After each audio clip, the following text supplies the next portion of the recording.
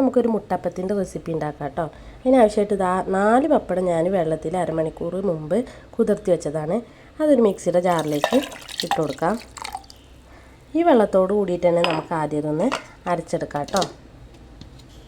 അങ്ങനെ അരച്ചെടുത്തിട്ടുണ്ട് കേട്ടോ, കണ്ടില്ലേ. ഇനി നമുക്കിതിലേക്ക് 1 ഗ്ലാസ് മൈദ കേട്ടോ അതിട്ട് കൊടുക്കാം. 1 ഗ്ലാസ് അരിപ്പൊടി അതും ഇതിലേക്ക് ഇട്ട് കൊടുക്കാം. പിന്നെ 1/2 ടീസ്പൂൺ ഉപ്പ്, പിന്നെ അല്പം വെള്ളം ഒഴിച്ച് നമുക്കിത് നല്ലതുപോലെ അരച്ചെടുത്ത് വരാം.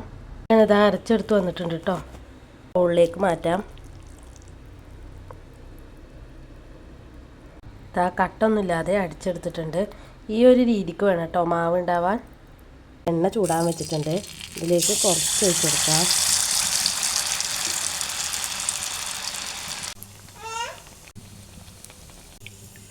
നമ്മുടെ മുട്ടപ്പത്തിരി തയ്യാറായി. ബീഫ് കറിയുടെ കൂടിയും ചിക്കൻ കറിയുടെ കൂടിയും നല്ല കോമ്പിനേഷനാണ്. എല്ലാവരും വീട്ടിൽ ട്രൈ ചെയ്ത് നോക്കണം. വീഡിയോ ഇഷ്ടപ്പെട്ടാൽ ലൈക്ക് ചെയ്യുക, ഷെയർ ചെയ്യുക, കമൻറ്റ് ചെയ്യുക, സബ്സ്ക്രൈബ് ചെയ്യുക. താങ്ക്